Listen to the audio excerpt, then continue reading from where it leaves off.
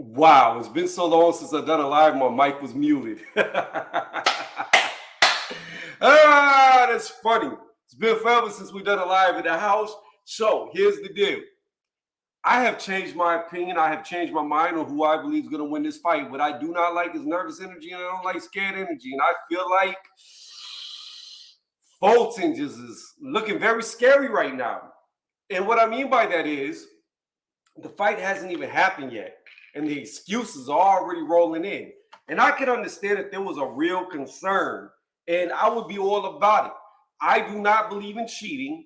I do not believe in a fighter getting over on another fighter. I don't like that at all. So I was doing all my due diligence research to see what was Fulton's trainer talking about. What is this illegal hand wraps? And when I saw it, I looked at it. I'm like, there's nothing illegal about this. And the problem that I have is two things. One is this. Well, actually, three things. We'll do this. This is the main category, and we'll get into the two subcategories that fall underneath it. This conspiracy, this bullshit, this shit that's not illegal, what it does is it takes away from the greatness of the fight. Now, how does it do that, Tony? How does it take away from the greatness of the fight? Well, that's very simple. One, if Inoue goes in there and knocks Fulton out, now you've already got the built-in excuse. Oh, it's the hand wraps. It's the hand wraps. It's all about the hand wraps, right? Number two, if Fulton beats Inoue, then Inoue was never even good. It's not a good win at all because he could only win because of hand wraps. That's what it's going to come to. Because if Inoue can't hurt Fulton, which at first I believe Fulton was way too big, and I saw Fulton take all the Figueroa shots and eat them like they were normal, and I think Figueroa hits harder than Inoue. But if Inoue comes out there and he hits Fulton and he doesn't hurt him, guess what? Now there's the built-in excuse. Well, all his power was gone. He was never any good. It was just the wraps that made him good. They gave him the edge. So at the end of the day, if people want Fulton to be on the pound for pound list for this win, it takes that right out the window. You don't get respect for beating a guy who's a cheater. The guy was never good to begin with. That's what y'all just boxed yourselves into. By y'all, I mean Fulton and his coach and his team. So here's again why I don't like it. If Inoue knocks him out, oh, he didn't win because he's good. He didn't win because he has power. He only won because of the hand wraps. If Inoue loses, well, he was never any good anyway. So he's just a cheater, so Fulton shouldn't get any props for beating him. You can't have your cake and eat it too. It can't be both ways. It's either one or the other or it's none of the above, and I believe it's none of the above. Throat strike. Let me sip this water. What's going on, Iceman? I see you. You said you did the same thing. You had to change your opinion. And I'm going to get into that because, like I said, I had always stuck with Fulton, rolled with Fulton. Been saying for a long time Fulton was going to win this fight. Pretty confident that that was going to happen. But let's do this really fast, okay? This is a hand. This is what I have right here. This is a hand. This is another hand. Whenever you wrap your hands, okay, first and foremost, as long as the tape, and I'm going to show this versus doing a little video, even though I did a video on it. As long as the tape is an inch back from the knuckles, okay? 1 inch back from the knuckles. That means it is legal from here down, okay? Now, when I saw this alleged proof, this video that showed Inoue getting his hands wrapped, guess what? It was an inch away from his knuckles, which is legal. And to the people, detractors saying that he wouldn't get away with this type of wrapping anywhere else, well, you're wrong. He's fought in Britain and he's fought in America, I believe, 3 times. So being that he wrapped his hands the same way for every single fight, no commission from Japan to America to Britain had a problem with it because it's not illegal. Now you come to this thing called stacking. Stacking is something that damn near every commission allows you to do. And what stacking is, and I explained in my video, and I'll do it again because y'all are new here, and I'll get to the comments in a second. Stacking is when you layer your gauze and tape. So traditionally, what some fighters do is they do the gauze, then you have your gauze that folds over that's going to be thicker, and then you gauze it again, and then you do the tape over the top, okay? At the end of the day, the length of tape, the amount of gauze is the same. Whether you're stacking or not, it's the same amount of tape, it's the same amount of gauze. The difference with stacking is this. When you stack, you no longer do gauze and then tape. You do it in layers. You could go tape, gauze, tape, which is weird, but that's what Inoue does. Or you could do it like Canelo. And what Canelo does is gauze, tape, gauze, tape.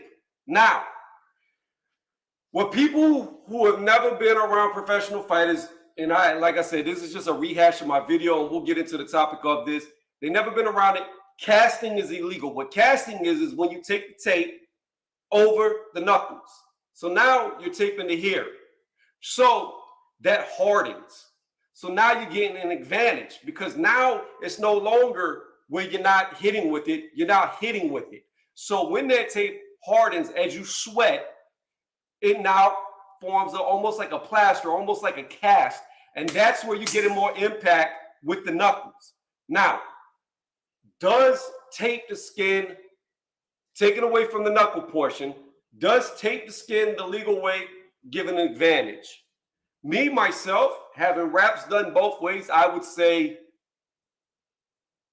yes, in the sense of a psychological. In a psychological advantage, yes, it does.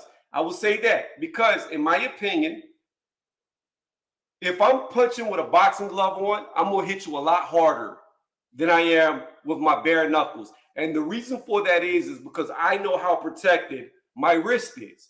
So when you tape around the skin first, you can feel your wrist get locked straight a lot better than if you do the gauze first. That's a fact.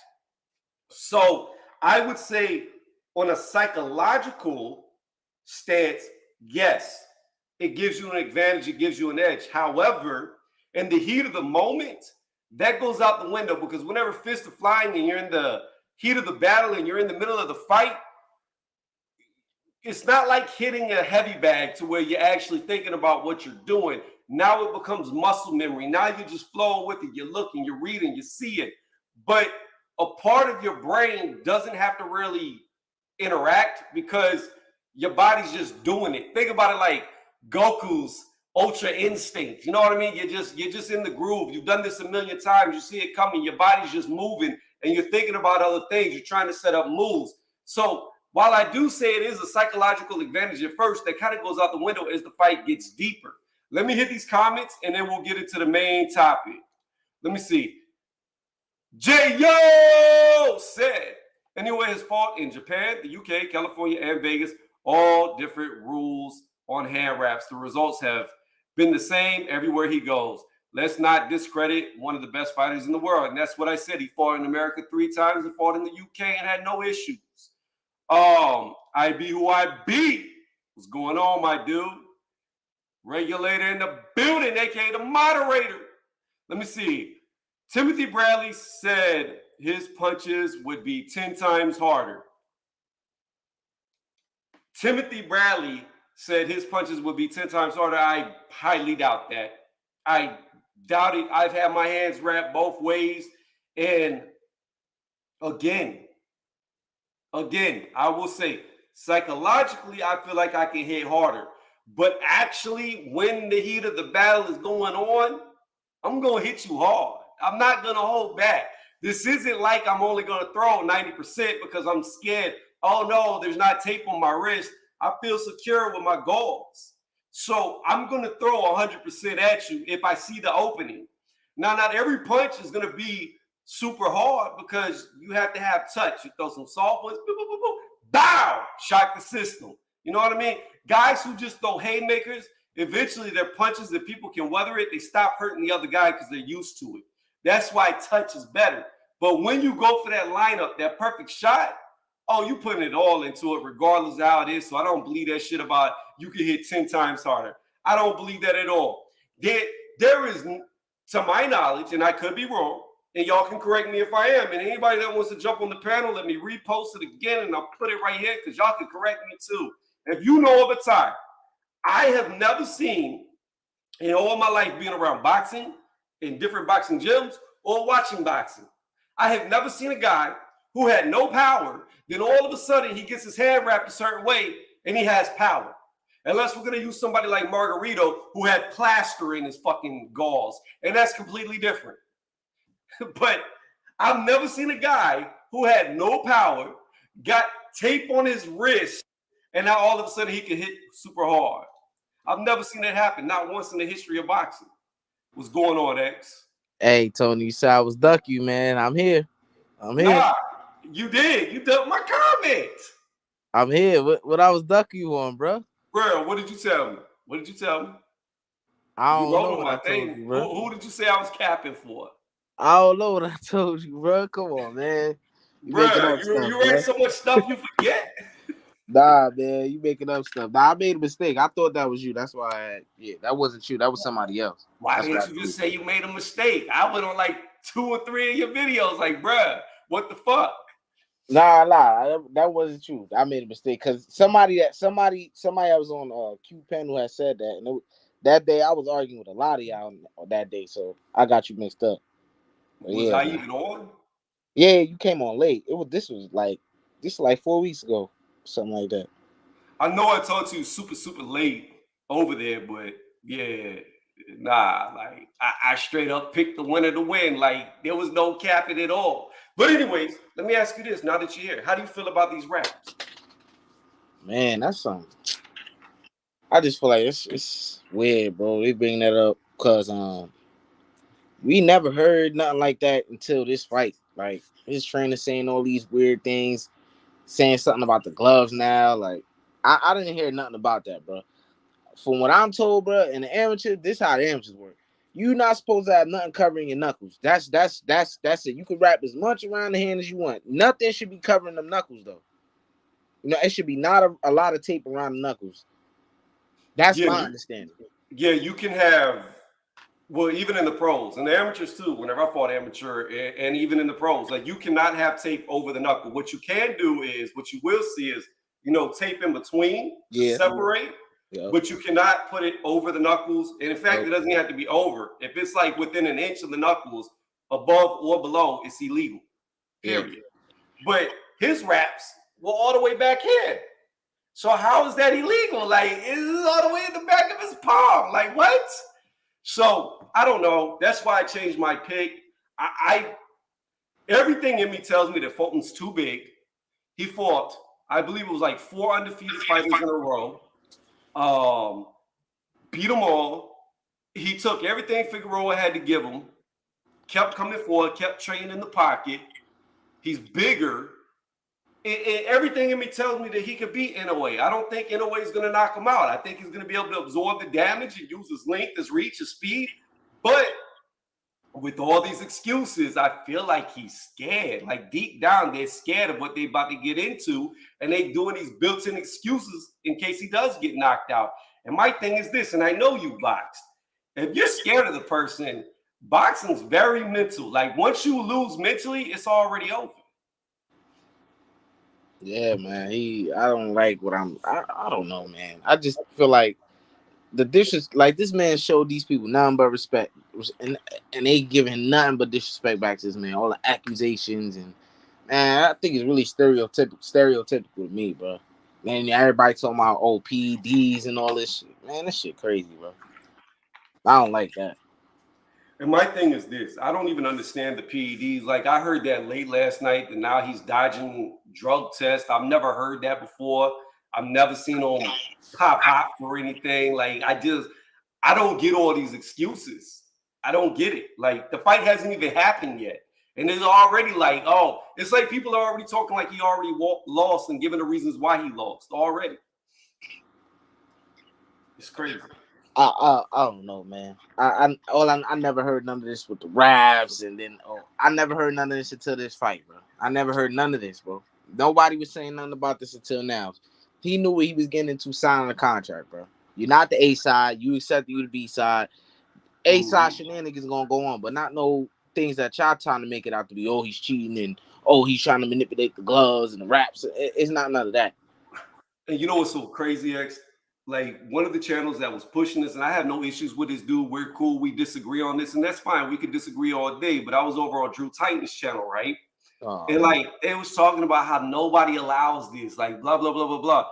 I did a Google search in 2 seconds. In 2 seconds of Google searching, I saw Leonard Ellerbe watching McDonough get his hands wrapped, and he taped all the way down, just like Inoue. So I'm like, what the fuck? Like, if Mayweather let this shit fly, come on.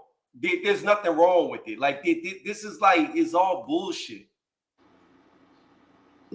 Man, that's when if Inoue beat him, bro. I just want to know what people gonna say. I imagine Fulton, but if Inoue win, bro, I just want to know what people gonna say, bro. You know what they're gonna say? They're gonna say that he cheated. It was all the raps. That he needs to do a rematch, and then he can't do his raps in the rematch, and Fulton will win. That'll be the excuse. That'll be the excuse because I already see it. But here's the thing on the flip side. What it will be so funny to happen is if Inoue loses, I want everybody to be like, he was never any good. He was a cheater. He always cheated, and Fulton just beat a guy who was a cheater, so he gets no credit. He shouldn't get any credit for the win. That's how I feel. They have ruined the fight, in my opinion. Either way it goes, one's a cheater or one beats a cheater, so why should either get credit? That's the narrative. It's ridiculous. It's stupid. The fact is, Inoue is a great fighter. He's a great fighter. And if he can beat Fulton in his 4th weight class and immediately going for a unified champion, bruh, that dude is up there. Like, I've always had him in my top 3 pound for pound, but he'll be my number 2. The only way he'll become number 1 is if Crawford loses to Spence. Because you got to think about it like this. How many 4 division champions are there that have been undisputed? 1, Canelo. That's it, right? Yeah. Like, currently fighting, I think there's only 1, and that's Canelo. Yep. Who else? I'm trying to think. If you do multi-division champions, you have Usyk. He had undisputed cruiser. Then, heavyweight. He's unified with 3 belts. So that would be 3 people, multi-division champions. Then you have who else? I'm missing somebody. There's another one. Crawford? Yeah, Crawford. I just said his name. Blanked. So Crawford. So there's 4 undisputed 4-belt champions that are multi-weight class champions. Only 4. That's it. That's crazy. Like, bro, this dude deserves to be at the top. I don't care if he beats Fulton. Like I said, I'm changing my pick. I'm picking him to win because of all the bullshit around the fight. But everything in me tells me that Fulton's going to win the fight. I'm not doing that as a disclaimer. Everything in me tells me that Fulton's going to win the fight. But if he's mentally doubting himself, which it seems to be, I think the minute Inoue lands a hard shot on him, it's going to be the beginning of the end. I'm rooting for both guys, man. But only one can win, bro. Only one can win, man. I think it's gonna be Fulton. I think he should be using his size against Inoue. Imposing his physical will on him. I think he has a really a pretty solid inside game too. He quick, good lead hand, good speed, good jab. I think he got all the tools to beat Inoue, but will Inoue's power carry up? And if it does carry up, how durable will Fulton be? We seen how he looked when Figueroa was putting that immense pressure on him. He started to get fatigued, and his footwork started to get sloppy. He started falling over his feet. Things to that nature. If Inoue is able to do that, bring that type of fatigue up out of him, then it could get ugly. But I don't know if Inoue can do that. He is smaller. He's not really a pressure fighter. He does have the capabilities of, imposing his will on you with his what can I say? His physical attributes, the speed, the power, the explosiveness. But I don't know if he'll be able to do what Figueroa did. Well, here's the thing.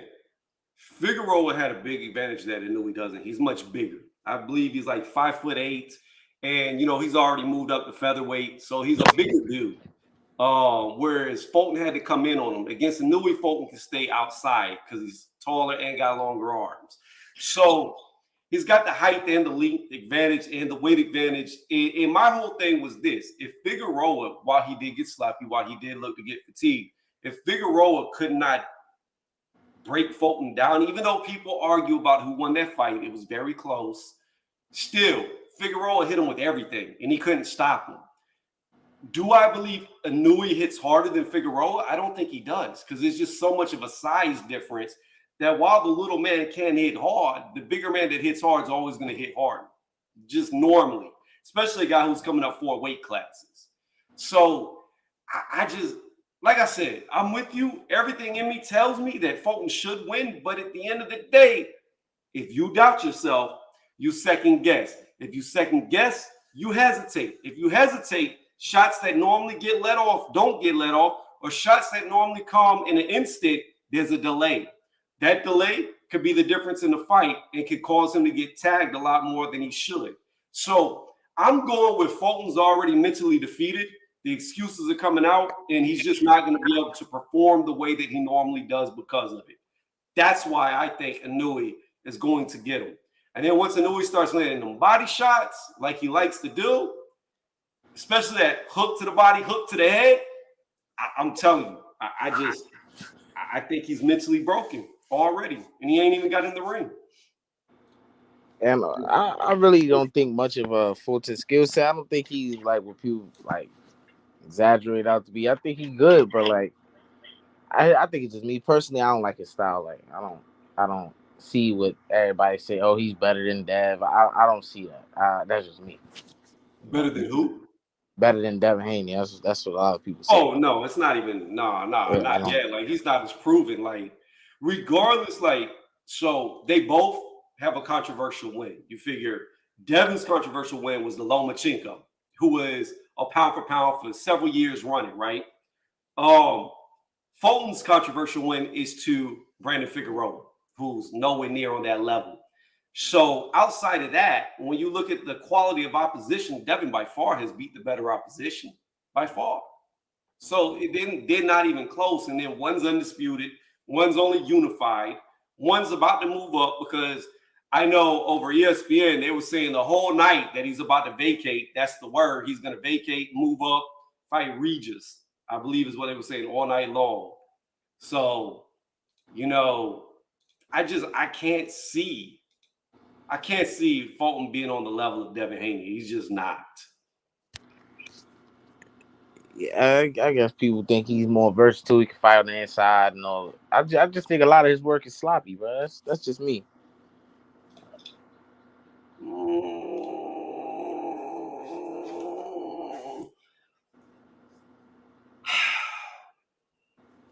My thing is this, though. Looking at Devin Haney, right?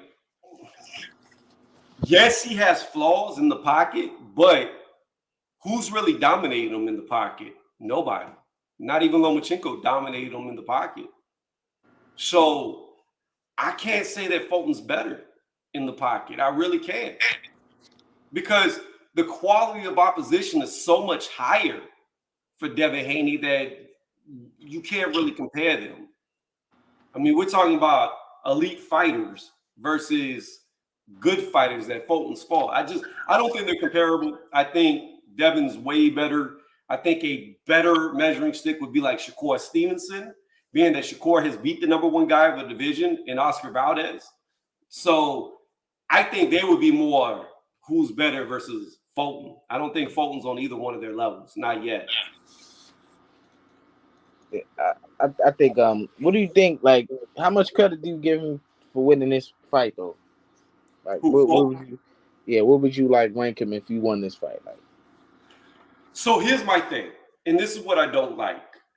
I know if Fulton beats him, he's going to be automatic pound for pound fighter, and I disagree with that 1,000%. And the reason why is for Fulton to do what Inoue is doing, he's got to go up 3 weight classes. At the end of the day, Inoue is going into his 4th weight class. This is Fulton's natural weight class. He's the bigger, stronger man by nature. So while it's a great win to be the good fighter, I can't rank you beating somebody smaller than you that you're supposed to be and put you up there with the best of them. I don't care where that smaller guy rates. It's just, I can't see it. You need to do what he did. You need to go ahead, get the other 2 belts, become undisputed if you can, go up a weight class, see if you can survive at featherweight, and work your way up, and then we can talk about you being on that pound for pound list. But until you air out your division, just because you beat a little man moving up, I can't give him all that much credit. All right, so what if so by that then what if Spence beat Crawford? Well, the difference here is there's a huge difference. Crawford, I believe, has been at welterweight for 7 fights now. I think 7, somewhere around there. Whereas Inoue is just moving up just now. Also, Inoue is going to his 4th weight class. This is Crawford's 3rd weight class, so it's a weight class less than. So when you account for Crawford hasn't gone up as many weight classes, when you account for he's acclimated to the weight class, it's completely different. You know what I mean? But even Spence, I don't have Spence on my pound for pound. I know a lot of people do, but I don't see how. I have Devin higher up than I have Earl Spence. Yeah. That makes sense. Like Spence been in one weight class his whole career. Like, I mean, and that's the thing about it. He's been in one weight class his whole career, and he hasn't even finished his weight class. Like he's still not undisputed. It's one thing, like, okay, if you stay at one weight class and you don't want to move up, that's fine. But if you choose to do that, you better beat everybody there is to beat. You better go out there and whoop everybody if you want to be considered an all-time great. You know what I mean? Because nowadays you have guys that go up weight class after weight class after weight class. You got 2 division, 3 division champions, about to be potentially a 4 division champion. You already have a 4 division champion with Canelo, who's talked about going up 5 divisions. So there's too many guys who go up in weight and become champions in higher weight classes than you to stay stagnant in one and you don't beat all the best of your own weight class. That's how I look at it. Like you got to beat everybody at welterweight to even be there, to even be considered. Let me read these comments real fast and then you can respond. Let me see. Phone ain't all that. He getting stopped. Philly fighters have been getting blazed over the last few years. Won't be no different in this fight. Damn. Don't know how Spence on a pound for pound list. He's bigger than everyone he fights. So go ahead, X. Yeah, you talking about the Spence and Crawford fight yet, or you still on No, we can go wherever. It don't matter. Yeah, I just feel like with that fight, like I got a couple bets, right? It's just something in the back of my mind, like Errol Spence can win this fight. I think he can. He's a good fighter. He's bigger. You know, he got a great gas tank, great durability. You know, there's always that, but I'm rolling with Crawford to get the stoppage, man.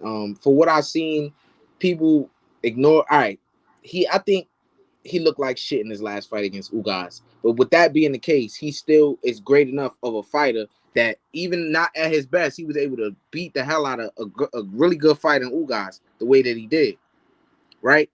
I think he's not the same fight anymore because from what I've seen in that fight, he looked very sluggish, lethargic. He lost a lot of speed.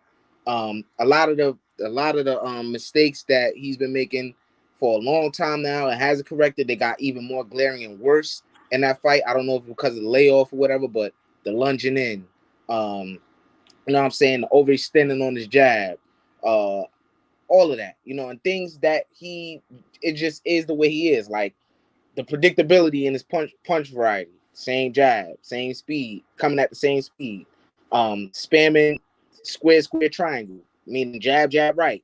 I mean left. You know what I'm saying? A lot of things that I just don't see beating Crawford. You know what I'm saying? And I think it could have been a lot better for Errol Spence had it been Errol Spence, 3 years ago. I think he could have beat Terrence Crawford. I probably wouldn't even had made a pick on this fight. But I think now it's he just makes too many mistakes that is gonna play into the hands of what Bud Crawford wants him to do. So and I just think it's gonna get ugly, man. So this whole time, I roll with Bud.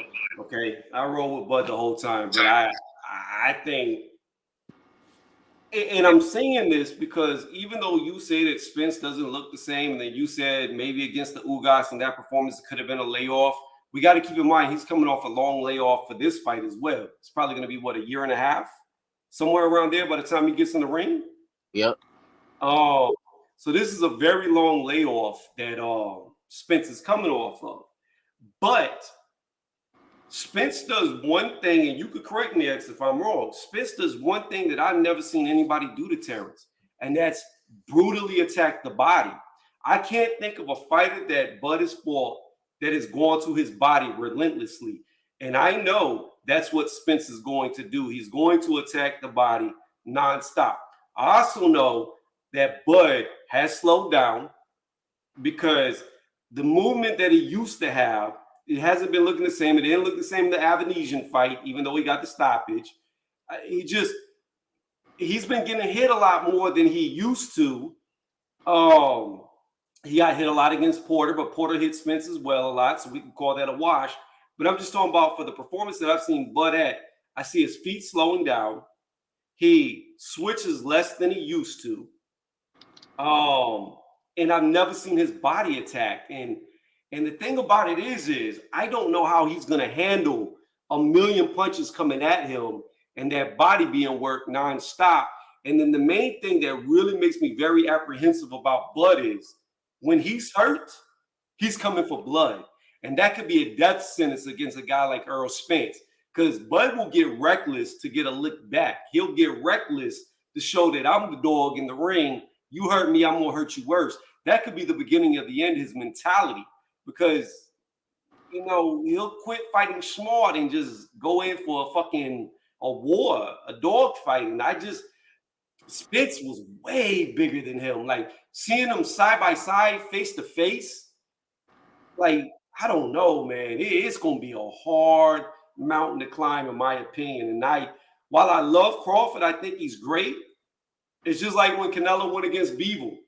You can only go up so much. You can only fight so many. It doesn't matter how good you are, because a really good little man loses to a really good big man. It's just eventually the rubber meets the road. I just think Spence is going to be too big in that body work. What's going on, Black? What's up, Tony? What's up, X? What's going on with y'all, man? Hey, Black, what it's good. hey, so what's worse though, Tony? You said, when Crawford get hurt, he turned into a dog, but what's worse, that or when somebody get hurt, they turn their back and smile and shit? 'Cause that's what Earl be doing. When he get hurt, he turn into a whole different personality or something, man. He looking for a mouthpiece, he turning his back, he do some weird stuff and he blink a lot. So I don't know. I think Crawford. He might if he hurt him.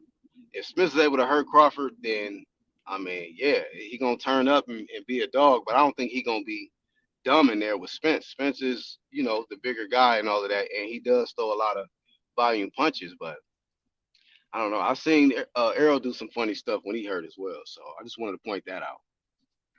Well, yeah, I mean, we all saw the mouthpiece come out. He was tracking it, looking for it, and got hit, knocked against the ropes. But I mean, Spence explained all that, and whether it's true or not, I don't know. But he said the reason why he smiled was he thought his teeth got knocked out, because he's got them veneers, them fake teeth, and that's why he was laughing, because he was like, "Oh, they're still there." Like that. That's all he cared about. But What about yeah, the first time against Danny Garcia? He did the same thing. yeah, his mouthpiece coming out. Yeah. Yeah, that's what I know on the what do they call that shit on Showtime where they follow them, the 24/7, whatever that is. All access. All access.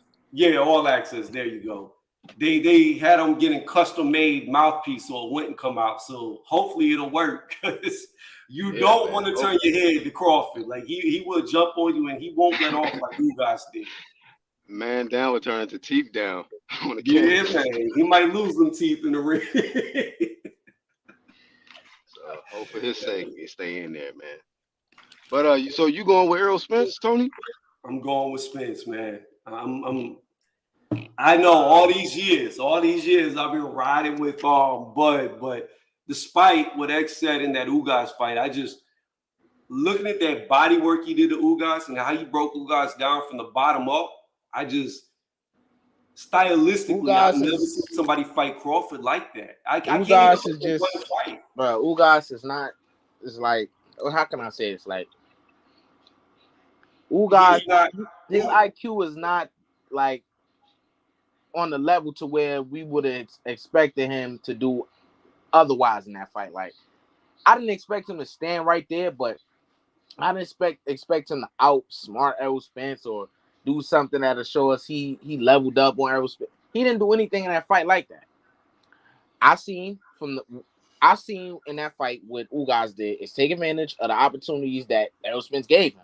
Whatever Errol Spence gave him, he took advantage of those little opportunities. He didn't create those opportunities for himself. He didn't set anything up. He didn't set any traps. He didn't do anything like that. I Errol agree with Spence you. was wide open for some shots, and Ugas took advantage of that. I agree with you. I don't think Ugas's IQ is on Crawford's level. And I've said it several times in Black and Tell you I said it on his channel before. That with Ugas, people like to say that Terrence went through a weak 140 division, right? But the difference in Ugas and Terrence is he became undisputed, whereas Ugas was eating up losses at the same weight class around the same time. So that tells you the weight, it wasn't that easy of a division. That tells you all you need to know right there whenever people were praising Ugas. But here's the thing about it. It's not per se the IQ or the ability of Ugas. It's me looking at the work that Spence was doing and how he did it that really makes me pause for concern, because when I think about stylistically, different types of fighters, we could go way back. Kell Brook, while he doesn't switch stances, he's a very good counterpuncher. He's a very good mobile fighter, especially when Spence fought him. He does a lot what Crawford does. And he was able to figure it out. So at least I have one light type, so to say, not exact, but light type style that Spence has been in there with. When I look at Crawford, I can't think of one fighter he's ever fought that's going to fight him like Spence is. And that's what really makes me pause. I don't know how he's going to handle it. He may rise to the occasion, because I've never gone against Crawford in any fight. I've never picked against him. Whenever people were saying, like, you have to go back on my whole catalog of videos. When people were like, Lomachenko's number one, I'm like, no, he's not. Crawford's the number one pound for pound. When people were like, Canelo's number one, I was like, no, he's not. Crawford's the number one pound for pound. He's always been my number one guy. But I just can't see anything that he's faced that's going to approach him like Spence is. I just think his aggression is going to be his downfall.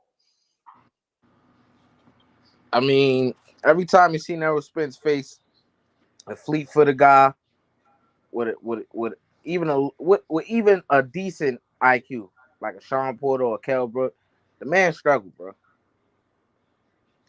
The man struggled. He was losing to Kell Brook. He arguably, it's a lot of people that argue that Sean Porter's still on the fight. I don't think so. I think Spence won because of knockdown, but there's an argument there. And we know how versatile Sean Porter can be. You know, he gave Crawford issues until he did.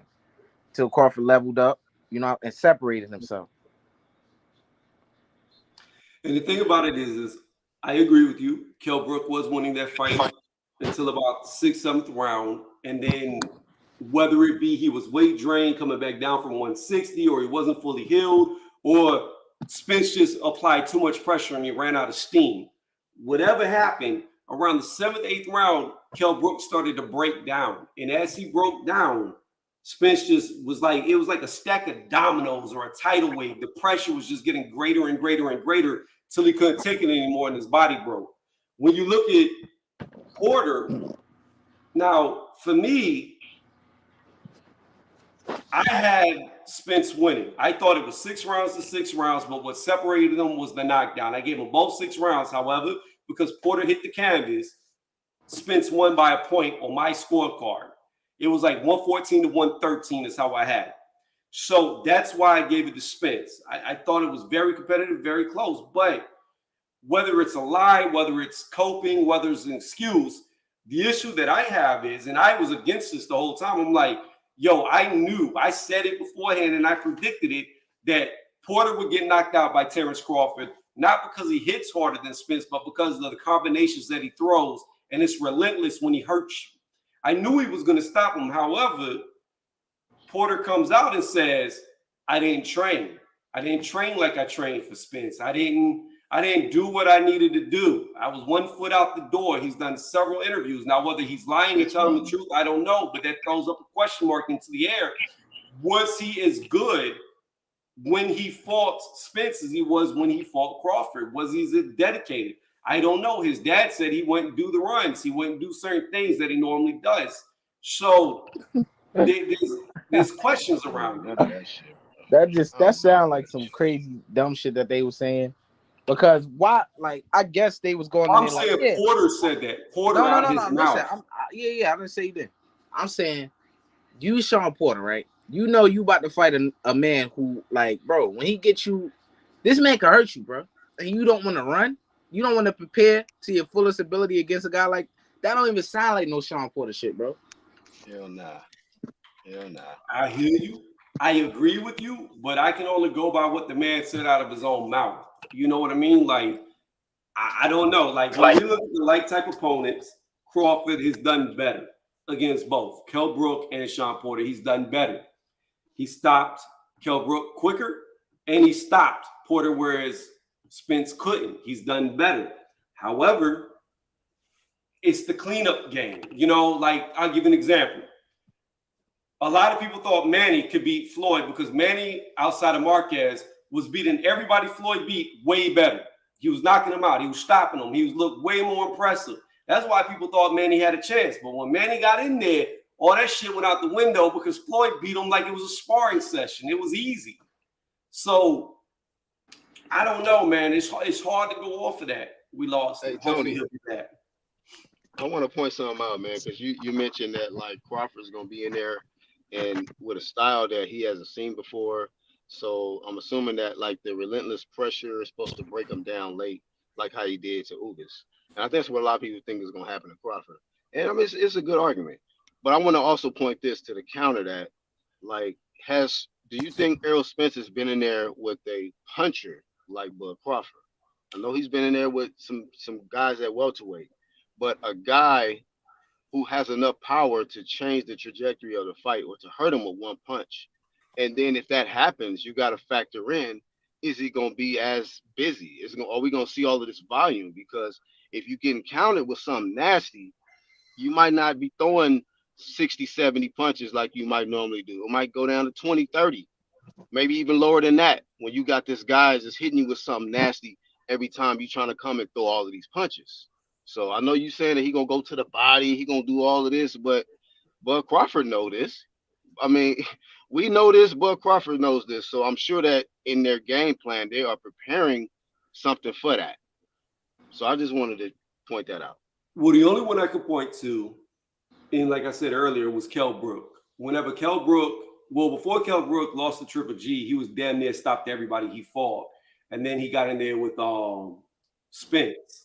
That would be the only one I would say that had the power to hurt Spence and had the movement, the agility, the ability, the IQ like Crawford does. That's the only one I could say Spence fought. Everybody else is nothing like Crawford at all. Not even, there's no comparisons that could be made. But as far as power, agility, speed, IQ, counterpunching, Kell Brook was all of that.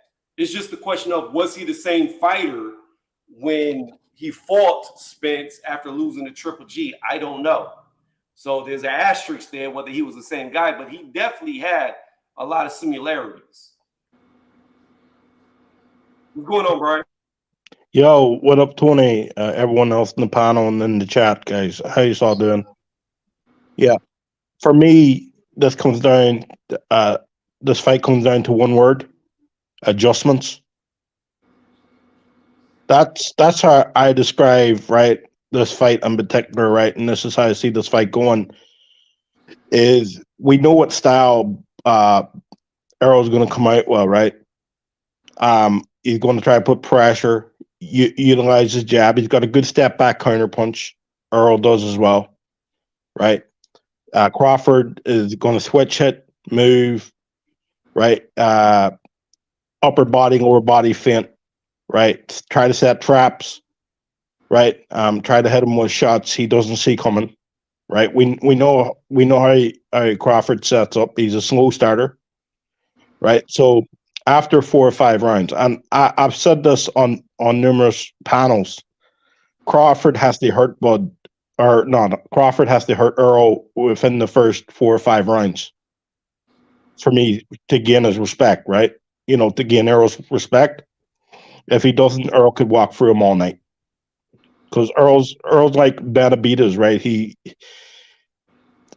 got that gas tank, right? He just puts on pressure and he just keeps coming at you, right? He's a better boxer than Benavides. Like technically, he's a better boxer. So don't say I'm putting him on, but I'm talking about that gas tank, right? He'll just keep coming and keep coming and keep coming, right? Earl go to the body, rip, right? Bud has to hurt him within 4 or 5 rounds for me, right? If he's not able to do that, it's gonna be tough to knock Spence out later on in the fight if he doesn't hurt him early, And and then it comes down to adjustments. the thing about Bud is, I don't know that he will hurt him early, because before this fight even begins, you got to keep in mind Bud's going to be down at least 2 to 3 rounds, because for the first 2 or 3 rounds he doesn't do much. Yeah, He kind of sits there and he calculates and he thinks how he's going to approach. And then you got to think about, and I hate saying this because I normally don't make my predictions off of this, but you got to keep this in mind. He's got no promoter, he's got nobody backing him, and he's on a PBC card. Like, yeah, he doesn't have home court advantage. He's in enemy territory, and the enemy controls both fights, regardless if he wins or loses. So I don't know, man. It's just he's got a lot stacked against him as far as that goes too. yeah. Knockout, right? That's the only way for me. If it goes into the scorecard and it's anywhere close, Earl's getting that decision. I've been saying that for a while, right? But this fight comes down to the naked eye of real boxing fans, right? On adjustments.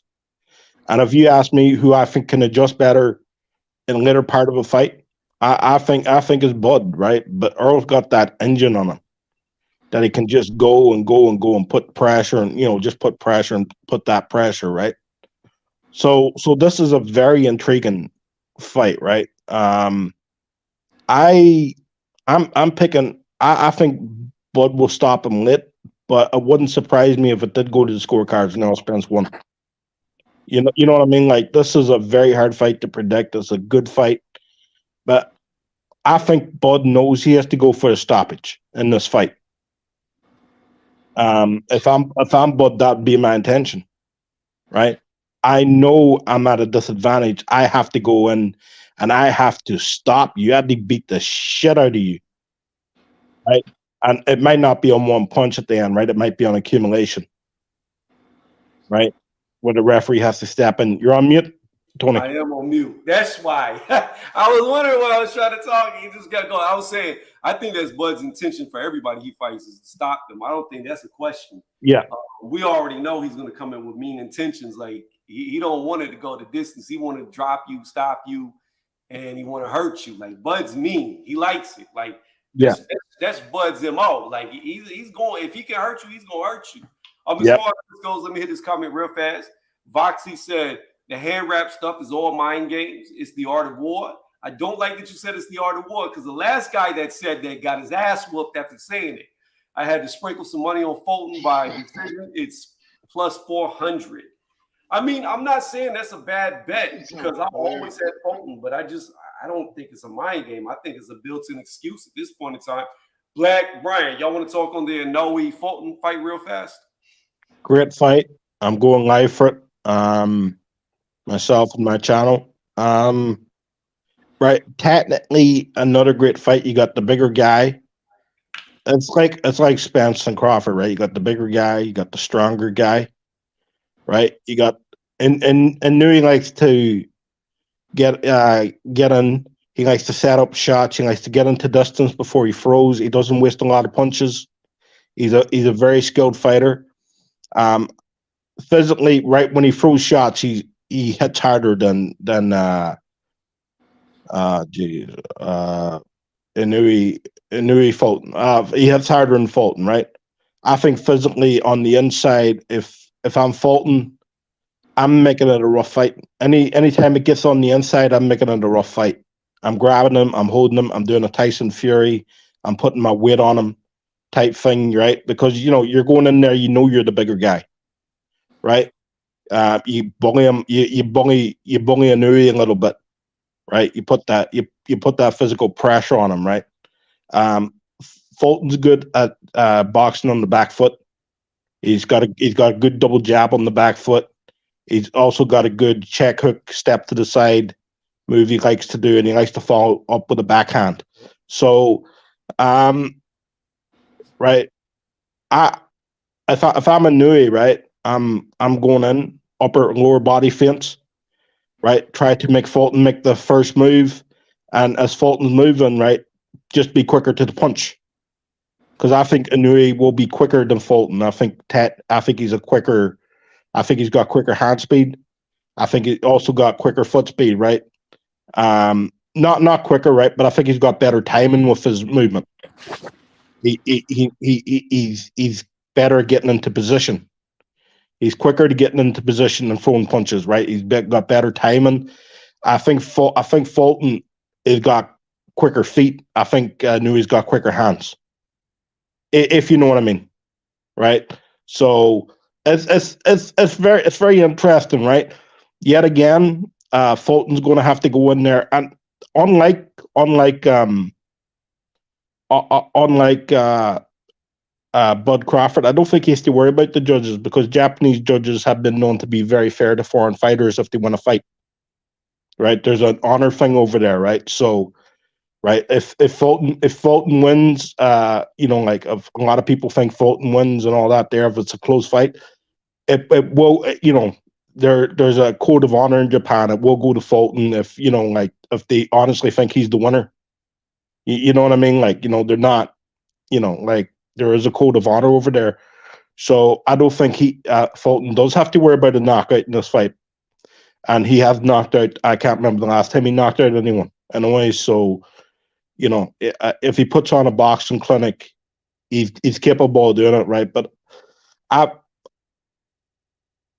know he's got the Bud thing, right? He wants to hurt you, he wants to stop you, he wants to punish you, right? He's just very economical with shots. He doesn't waste a lot of shots. He likes to get in position before he throws. He likes to plant his feet. That's one thing maybe Fulton can take advantage of, utilizing his length. But it's a good fight, right? I'm picking Inoue on points or late stoppage. But yet again, it's one of these fights. I wouldn't be surprised if Fulton came away with a victory. Like, we got two very good fights coming up this week, Oh, so, yeah, we do. Two great fights. What about you, Black? How you see it going? I got Inoue, man, knocking out Fulton. I'm not that big on Fulton like that, but I think that a lot of people, like, they point out Inoue's his power and his ability to hurt his opponents and stuff like that. But I think a lot of people don't really. I think he has an underrated boxing ability, skill set, the way he sets up the shots and things like that. And I think that he's on the pound, like he's number 3 on my pound for pound list. I think he's on the pound for pound list for a reason. And I think that his power is going to carry up to this weight class. And I think that Fulton, once he feels those shots, he gonna have to be real cautious, and he gonna try to fight smart. And I just feel like Inoue's gonna be coming forward on him a lot, applying the pressure, and be the aggressor for the most part. But then again, like I said in your comment section, Tony, like, it's just been a curse for Philly fighters. I don't know what it is, but man, they have been getting cooked the last few years. I ain't gonna put the names up. Huh? I said sometimes it goes that way, Yeah, but in Philly, it's been bad, man. So maybe Fulton will break the Philly curse. We don't know. Isn't Boots from Philly? He's not a champ, so we're not doing that. He's not a champ. You're right. He's not a champ yet. So he's on a good streak. So don't jinx it. Let's just watch Boots, his career and see how it goes. But right now, we got to see if Fulton can hold up the torch for Philly, because it's been kind of rough last 2 years. But yeah, I got it in a way, man. By mid to late stoppage, I think it's gonna be after like the 6th round. But I got Inoue winning this. I don't know if I mentioned it to Inoue. He's got something. He's got punch placement, right? He's very accurate with his shots. Like when he gets into position, he's a very accurate, precision-based fighter. He doesn't, as I said, he doesn't waste shots, right? And that comes down to accuracy, him hurting guys, when he throws, right? And he only lets combinations goes when he feels comfortable in fights, right? If a guy's off the counter, he won't go all in at that point in time. He'll wait till later on in the fight, and he's very patient as well. So I just wanted to mention that just in case I forgot.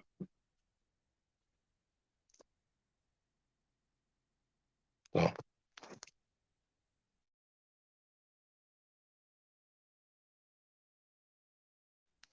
Everyone's quiet. I'm here. Yeah. Yeah, man. I've been waiting for this Spence Crawford fight, man, since I was 15 years old, man. It's You're young. How old are you? 20. Oh man, I'm twice your age. Yeah, so this is my fight right here. Yeah. I want Crawford to win, because I want to be right. Everybody want to be right. You know what I'm saying? But if I'm wrong, I take that on the chin. Admit I was wrong, but I just don't think I'm gonna be wrong, bro. I just think Errol Spence make too many mistakes that play into the hands of Crawford, man. I've been wrong on a lot about big fights this year. The only one I got right was the Devin Haney. So I'm on a losing streak myself. So you win some, you lose some, bro. But that's true, man. It's one of the ones I need to win because I got some money on this. Yeah, I get you. So which one you got more money on, the Spence or the Fulton fight? Spence, Crawford. Oh, you got it on Crawford? Yep. I don't know, man. You might be looking like the dude in your picture, man. I don't know, man. Nah, Tony. See, you don't know. You drinking the Kool-Aid, my brother. I could be, but it tastes good. So I don't know. We're gonna have to see. You believing in the hype, man. They got you fooled, bro. I think that body work. I'm going with the body work. That's what's swaying me. It's just I don't know. I wish this would happen. I don't know. I mean, the biggest thing in Crawford's favor, like I said, is Spence has been very inactive, which is normally bad. So I mean, it's possible. Man, I don't think it's I think it's a 50-50 fight either way it goes. I hate to be that guy, bro, but them first 4 rounds with Ugas, if that was Terence Crawford, you know, Tony. Spence would have got stopped, man.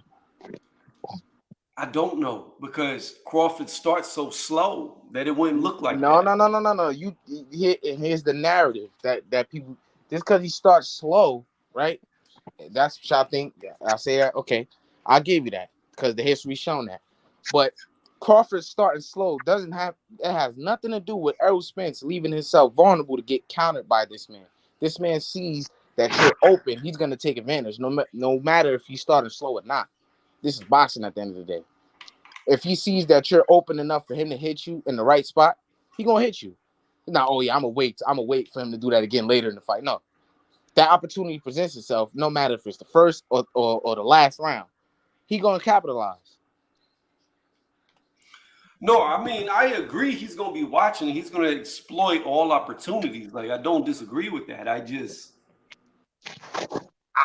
going to be honest. I don't see him stopping Spence. I don't see Spence getting knocked out. Like, if Crawford wins, I believe it's going to the scorecards. I know Crawford's looked very impressive. He stopped everybody since he's moved up to welterweight, but I just don't see him stopping Spence. I can't see it. And then why not? Because I just think Spence is going to be able to eat what he's got. I think he's just, like I said, I just think he's not too the ones big. you don't see coming. It don't matter. Like at the end of the day, it don't matter. Listen to me. Hey, listen to me. Had Deontay Wilder hit anybody like he hit Tyson Fury, they would have been out. They would have been done. The fight wouldn't have went on. At the end of the day, Tyson Fury was so much bigger than Wilder. He could absorb that damage, and that's the thing about it. The more weight you have over somebody, the more you can take. And I think he can eat it all. I'm not saying like it's not going to hurt him. I'm just saying that I don't think it's going to be able to stop him. I don't think he can stop Spence. I just think Spence is He's Man, a lot this more and durable this than you give him credit for. both of these guys could end up getting stopped, bro. And this the thing with child. Oh, I don't think he get either one of these guys get stopped. These are two punching people, bro. But I just think that Errol Spence, if he get hurt, wobble, any of that, and Terrence Crawford see that, he gonna get stopped, bro. Here, I don't Earl's see more. him not. I can see him getting stopped. I can Here, see Crawford It's a getting dropped big in this if, fight. though. I can see It's a Spence getting big dropped in this if. fight. Earl's more of a These dudes ain't accumulation. invincible, bro. You know, yeah. Earl's more of accumulation. No, Bud can Earl, stun. Yeah, you know, Earl recovers extremely he fast. does. So even if Crawford can manage to get him down, by the time he's back up, he might be fully recovered. How do Yeah. we know that? How do we Here, know that? here Because you're saying. you keep bringing up Ugas. You keep bringing up Ugas. He got knocked against the ropes, and he wasn't even looking at the punch. He was looking at the ground for his mouthpiece, I guess, to see if it was. Ugas cannot punch, bro. But hold on, listen to me. It don't matter when you got your whole side turned to some. Bruh, you box, X. Come on. I know that, but Ugas, If can somebody Ugas and turns, Kenny? if Hey, they look, turn Tony, inside of Tony, I look, don't care if Tony, you can look, punch or not, and you Tony, come. look. Nah, Tony, I can't let you. Can Ugas punch or can he not punch? Anybody can punch with He somebody not can't looking. punch, bro. Simple as Anybody. that, bro. Anybody can punch If with that was somebody Danny not looking. Garcia, if that was Danny Garcia, bro, he would have dropped Errol Spence, bro. This is Ugas we talking about. Ugas got respectable power, but he just don't got that it factor with the power. He don't. X, I guarantee you, if you hit me in the face, I'm gonna be able to eat shots from you, right? But if I turn sideways and give this all to you and you hit me as hard as you can with a wide open shot, if I don't hit the canvas, I'm gonna be staggered. Like I'm gonna be staggering away from you all day long. I don't care. Yeah. Like it's just different. Like you Well, don't have no balance. You can't see it coming. You're vulnerable. Like that's the worst way to get hit. Is you give somebody bow. That's horrible. I'll put it like this, right? Take Ugas out of that situation, right? Spence turns, and that's Crawford hitting him. He's hitting the canvas. Facts. I got you. He may You hit know, the canvas. so yeah. Oh, he is hitting the canvas, bro. He hitting the canvas. But the fact still remains. I know what the fact still remains, but I'm just saying, you know, put Crawford in that. The point is this: when he got staggered and knocked against them ropes, by the time his back was touching the ropes, he was already 100% back. Yeah. That's what I'm saying. His recovery time is extremely quick. I know, because I've seen it against Sean Porter too a few times in that fight. You know, Danny Garcia caught him with a good hook. I think it was like the fourth round. Danny Garcia caught him with a hook, right? And I think that hook would have stunned a lot of guys, right? And Spence just took it, right? I don't think Spence was ever hurt by Porter at any time in that fight. I think he got hit with some big shots, but I just don't believe that. Oh, he got rocked by. Nah, I don't believe he was ever hurt by this man, Sean Porter. Sean Porter can't punch his way out of a wet paper bag, bro. He ain't hurt this man one time, bro. The only time I see Errol Spence hurt was the most I see him hurt in one fight was his last fight. And before that, I don't think he was hurt by Danny Garcia. Like niggas just be saying, I don't believe that. I don't know. The Lardy fight, he was hurt. The Lardy fight, he recovered quick in that fight. His legs wobbled and everything, but he recovered. I don't think Danny Garcia hurt him, right? But I think it was the fourth round, maybe it was the fifth round, right? Danny Garcia caught him with a check hook, right? And it was a good punch, and Spence just ate it.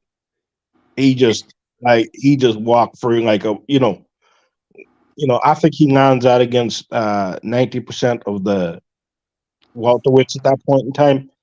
He stuns them or rocks them, or he could even knock a few guys out, right? But Spence just ate it like it was, you know what I mean? Like he just walked through. He's got a good chin. There's no doubt about that, right? The best thing Bud has going for him is Spence's inactivity. I think because no matter what, there's going to be a rematch. Win, lose, or draw for either guy, they're fighting again. Yeah. I think if Bud cannot beat him right now, at this moment, he'll never be able to beat him because Spence is going to be so much better in the rematch. He's going to be active.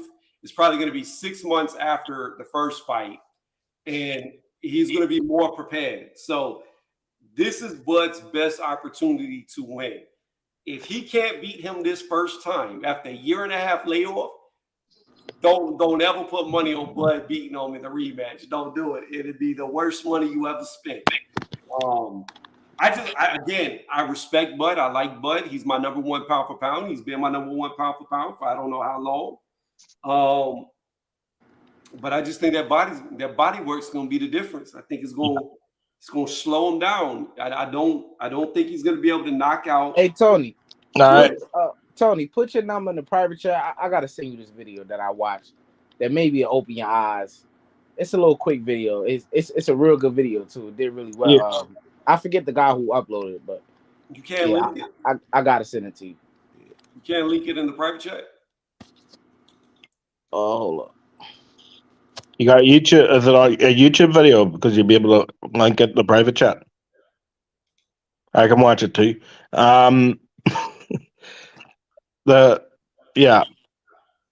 You're right about the inactivity with Earl. That's it, right? It could go right. Bud could I box him for 12 rounds? I'm not saying this is a possibility, right? And he could still get screwed in the scorecards. You know, we saw what happened last weekend with Maxie Hughes. I'm not saying he won every single round. I barely watched that fight, right? Every time I looked up, Maxie Hughes was landing punches in Campos' face. Right? I was like half sleeping, half, right? So I didn't even see the fight. Like I watched it the next morning. I fell asleep on Keyshawn Davis. Like he put me to sleep in his fight. Yeah. Like I legit hit the sheet, the Z's, everything. I was out cold. Chris, and then I woke up, and whenever I woke up, they was like, and I forget what they said in the new, I think, George Kambosos, and then I heard Bradley going off. Oh, he lost the fight. Da, da, da, da, da, da, da. So normally I drop videos whenever the fights are in to give people updates. They like that. Some people can't watch these fights live, and they like to have my little synopsis of it, right? My breakdown. But I didn't even do it because I heard all the controversy, and I knew I slept through the fight that I didn't even want to put out who won. But I thought it was a draw. I watched it back. I thought it was 6 rounds to 6 rounds. Yeah. Well, I barely watched it. I was like half sleeping. I was like, and every time I looked up, Maxie Hughes was landing punches, and I went back to sleep, and Maxie Hughes was landing punches when half open my eyes. Right. So from my perspective, Maxie Hughes won, but I don't really know. Right. It was a horrible performance by Campbell. Yeah. He looked bad. Can I say, right, Keyshawn, I gotta go. I thought he proved his talent, bro. I thought he proved his talent, Tony. He ain't proving no talent to me. Yeah. Can I say Keyshawn Davis reminds me of Chris Colbert? I don't know. I got Chris Colbert vibes of Keyshawn Davis. Guy's got no power. Right? He boxes like Chris Colbert. He might have a better chin than Chris Colbert. That might be the only thing no.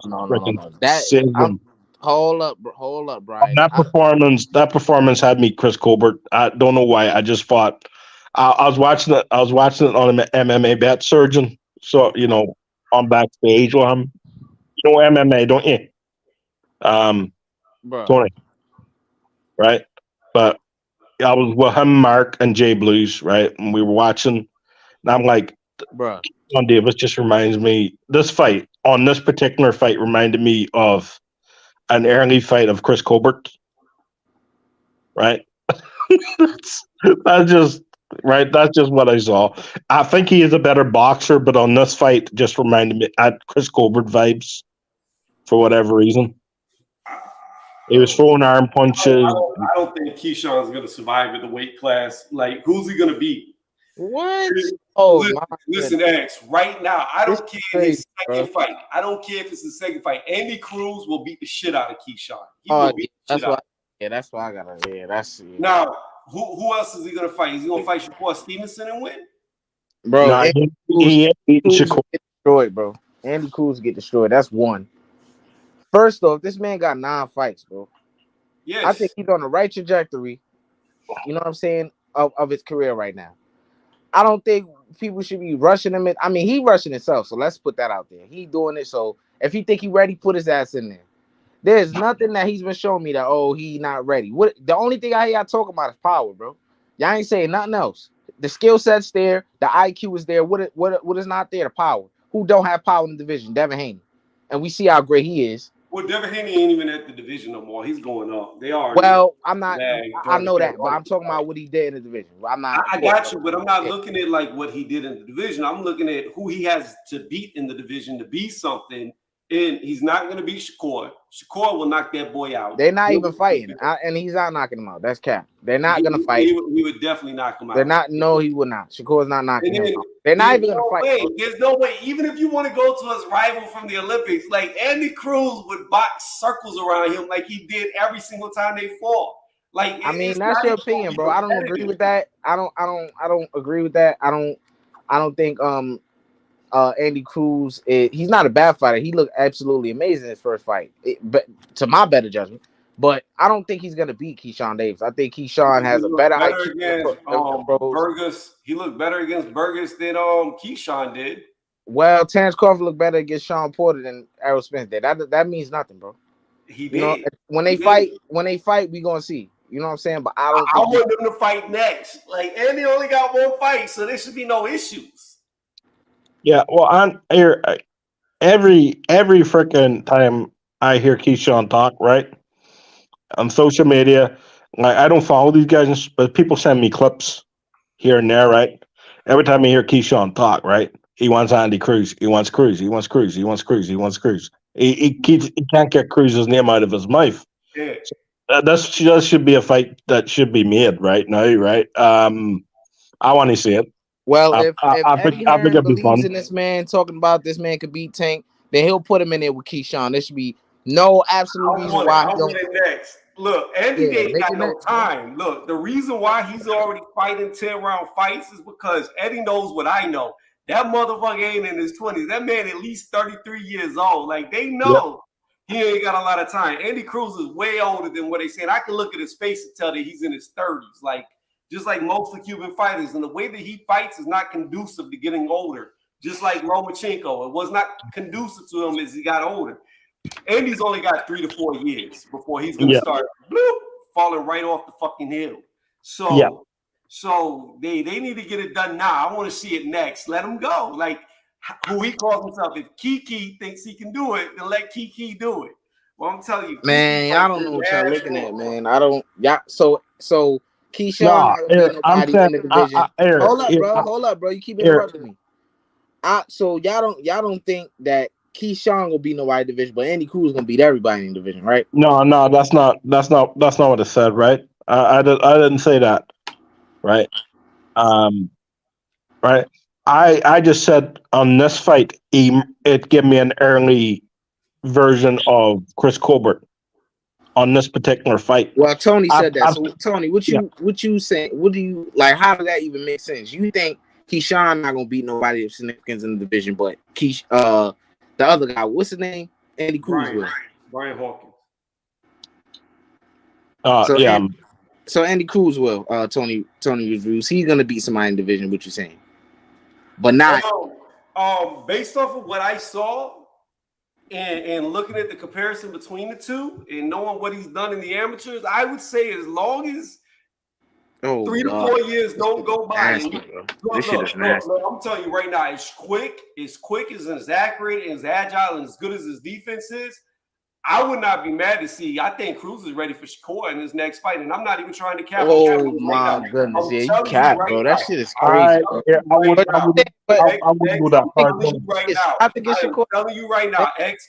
Judging off of what my eyes saw, now Burgos, while he is older and he's not the greatest testament, I can judge who he's fought in his past against light type opponents, and nobody did what Andy did. And now you can say, okay, he's older whenever Andy got in there with him, and that's a valid point. But I'm telling you, this dude is a fucking boxing genius, a phenomenon, and I hate the fact that he's already 33 years old. He a boxing genius, a phenomenon, but got dropped in a goddamn exhibition fight, bro, by nobody. Like, what are we talking about, bro? Bruh, You hyping this man up like you ignoring that, bro. Amateurs, like everybody has an off. That's why you fight a million Bro, times. he got dropped by a nobody in the exhibition. If that's anybody else, you'd be bringing it up. See, Tony, I see the inconsistencies with you, It's bro. not, but you said Shakur gonna stop Keyshawn, bro. Do that even make sense to you, bro?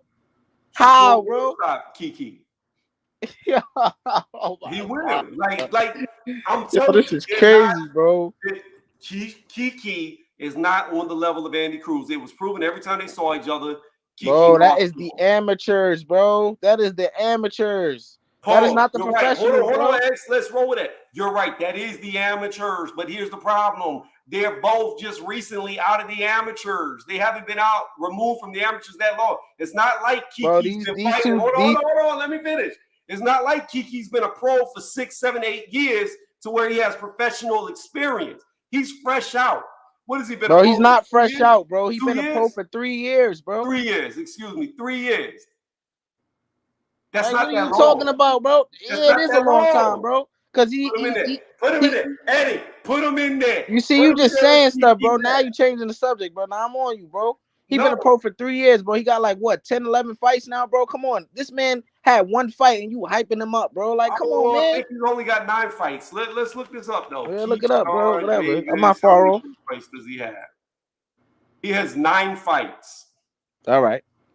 And he has been a pro for 2 years, like I said, not 3. So I was right all the way around. 9 fights, 2 years, pro. So, like I said, he just got out of the amateurs. He ain't been a pro that long. Look it up. He went pro in 2021. But either way you slice it, he has more experience than this man in professional ranks, bro. Yes. He just fought a top 10 guy. This man ain't fighting no top 10 guy, bro. He does have more, but I'm telling you, there's so look, you just move it. Look, you just no, he I'm does, not and moving you're about to dismiss it. No.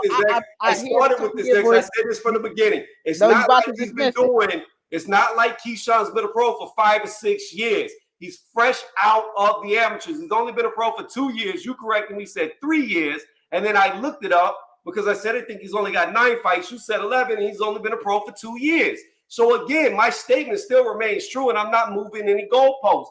The dude is fresh off of being an amateur. He's only been a pro for 2 years. Andy Cruz has not had 1 fight at the pros. I say let him fight. Let him go. I guarantee you Cruz whoops that ass. I guarantee you. I guarantee just like you pick Kambosos to beat Devin Haney, right? Hey, I was wrong. We all been wrong. We all been wrong. Hey. Just like you picking Bud right now. Tony, I don't take you serious, bro. I don't take you serious, bro. You pick Kambosos to beat Devin Haney, bro. That's like the most, like that's ludicrous, bro. How was it ludicrous? That was ludicrous, bro. Kambosos just beat the best guy in the division, Teofimo Lopez. It's ludicrous because of what everybody with 2 eyes could see, and it rang true when they fought. That Kambosos is just not better than Devin Haney at nothing, and it proved that in the fight. Yeah, but you know how they had to fight? They had to fight. But at the end of the day, twice, not once, but twice. Kambosos beat the #1 guy of the division. And then what he did after that, he on arguably 3-fight losing streak, bro. So what are you talking about? That's fine. But at the time, hindsight, you know, 2020 with that. But at the time, he had just come off the best win, Teofimo Lopez. Yeah, that was a million years ago, bro. A way better win than anything. The man is a one-hit wonder, bro. He got lucky, bro. It's obvious. And you can't even talk about controversy because damn near everybody in the world believes that Devin just lost to Loma. Like, what are we talking about right now? Everybody in the world don't think that, bro. Whatever. Damn near. Nah, it ain't damn near, bro. I think it's a 50-50 split. Some people that think it's some people that think Devin won, and some people that think Loma won. Now that's a fact. Bro, every fucking article after the fight happened all had Loma winning. I don't care what no article say, bro. I don't care what no article say because I know. I don't care what no article say. 90% of the trainers said that Devin lost. I don't care what no article say because I know if boxing minds like Andre Ward or Timothy Bradley and goddamn Max Kellerman can say they feel like Devin Haney won the fight. If they can say that, then they're not the only boxing minds who think that Devin Haney won the fight, bro. So I think judging by that, it's a lot of people that think Devin Haney won. There's a lot of people that think Loma won, bro. It's not Loma won by no. I don't think that. That's 90%. 90% is not everybody. You still have the 10%. 90% of people don't think you won that fight, bro. Now you just saying stuff. You got no. I don't have no proof of what I'm saying. You have no proof of what you're saying. I don't have no proof of what I'm saying. I'll give you You case don't in have no point. proof We'll of what go to you're an saying. apples to apples comparison. I don't have no proof of what I'm saying, and neither do you, bro. Of the world, Neither do 90% you, bro. of the world thought Canelo lost to Triple G in the first Where fight. you getting these percentages from, bro? This is not a fact you're talking about, bro. Just like what I'm saying is not a fact neither. So you just saying stuff. No, I'm not. Where do you get 90% of people from? Where did you get that from? Where did I get that from? Look, your camera not available. You falling all over the place. Look, you fell off. Man, it's too easy, man. This is too easy, bro. I come to people's channels and cook their ass, bro. Come on, bro. Yo, Q, what's good, man? This nigga. Hey, niggas hear me, man. This nigga E funny as hell. He come to niggas channel and cook. I just destroyed his whole camera. The nigga fell off and everything. Come on, bro. I'm too electric, man. This shit crazy. Hey, yo, that nigga said it's crazy. No. There we go. My Look. hand. I made you reappear, bro. I made you reappear. Hey, yo, this nigga my funny, camera man. for this finger, the finger of death. That's all it takes. Hold on. How do I get to 90%? That's what you asked. I'm going to answer. How I got to that is I read article after article after article after article. When I read 9 articles and only one says your guy won, there's an issue. When I read 9 more that says only one guy won, so there's 18-2. When I keep reading article after article after article after article after article after article, and it's only 10% of the articles I read that agree with you, then I can come to the conclusion, because I know how to do math in my head, that 90% of these articles are saying X fighter won. That's how we get to it, by reading and then knowing who said what, who did not say what. That's how we get to the number ratio. The whole world. Man, that don't mean the whole world, because the goddamn article said that, bro. Just like the whole world was saying. Yo, Q, hold up, Q. What you think about that? You think 90% of people think Lomachenko won the fight, bro? Nah, it's like 50-50. Like, what is this man talking about, bro? This man just saying y'all just love Devin, and y'all can't admit that he got it. Nobody loves Devin over here, bro. That's all it is. Like, look, at least bro. my guys. At least when I have fighters that I like and they get their ass whooped, I can be like, yo, they got their ass whooped. I agree. Like, I've made several videos where I like fighters. I'm like, yo, they lost this one. Yeah, bro, you just saying anything you want to say, bro. You got. I'm not no Devin Haney fanboy. I'm not no fan of him neither, bro. I don't, bro. Q know every time on Q panel, I always got something critical to say. I'm not no fan of him, bro. I just call how I see it, bro. He lost that fight. I mean, that's your opinion, bro. I don't think so, but you know, that's your opinion. I thought Devin. I thought Loma won, but I picked Devin. So prior to the fight, so I'll take it. But I thought Loma won. I mean, it wasn't a robbery, bro. At the end of the day, I put it like that, Right. bro. I think Loma won, bro. But at the end of the day, bro, I picked Devin to win. After the fight, I thought Loma won. I still think Loma barely won. But Devin won, bro. You know, that's what it is. Q, you know what we have in common? You, Brian, and me, we all picked Devin to win, and we all thought he lost. The only one who believes that Devin won is X. But he didn't get robbed though. Like that shit close. Like if somebody say Devin won, okay, Devin won. If somebody say Devin lost, oh well, he lost. Shit, the fight was like close, but he got the nod, so it's like whatever.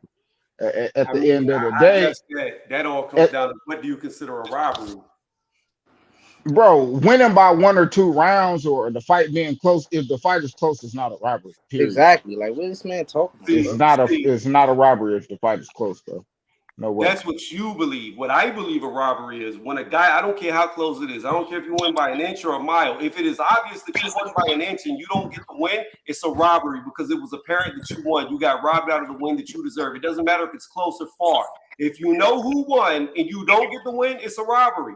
Bro, you can't. This is boxing. This boxing is judges. It's 3 judges. It's not one judge in boxing. And all of them judges didn't have the same scorecard. If the fight is close, it's not a robbery in boxing. That's why it's to the point where niggas be like casuals is crazy because most of the people that think number 1 are fucking casuals, bro. Facts. So wait, that's a fact. Wait, that's a fact. Q. So Shakur is casual. Shakur Davidson is a Oh, that's casual. not what he Bro, said. Shakur start David Bell is backpedaling in less than casual. 20. Shakur start backpedaling in less than 24 hours, bro. That's a fact. After he picked, and he Again, still so could think many professionals. he still could think Loma could win. And I ain't tripping that he thought Loma won. But what I'm saying, bro, like it's 3 judges. If they picking bro, if it's 1 or 2 rounds, bro, it's not a robbery. 2 rounds, clear 2 rounds, but like how that fight went, stop it, bro. Hell nah. That shit was too close. Not a So when robbery. Triple G got cheated against Canelo, that wasn't a robbery Here in we the go, draw. bro. Here we go. No, but that wasn't a robbery in that draw. Because it was a close fight. It was a close fight. In fact, neither man won. It was a draw, but that wasn't a robbery draw. The reason why I can say The reason why. No, bro. Triple G, bro. Triple G, nigga. Triple G won that fight way more clear than fucking Lomo did, bro. Stop. Don't even do that, bro. Stop that shit. You getting loud, bro. Do not do that, bro. Triple G won that fight. Triple G won that fight way more clear than Loma did, bro. That nigga Triple G won the 12th round, my nigga. The fuck is we talking about? Damn near even in that fight. Man, this nigga Loma didn't even fight. Hey, let me. Can I ask y'all something, bro? What's up, Knockout? Hey, let me ask y'all something, bro. Who y'all give the first round to? Who y'all? What's up with it, Tony and Q and X and everybody on the panel? Who did y'all get the first round to in the Haney? Who y'all get the first round to in the Haney and Loma fight? Loma. I gave it to Loma. Okay. I give it to Loma.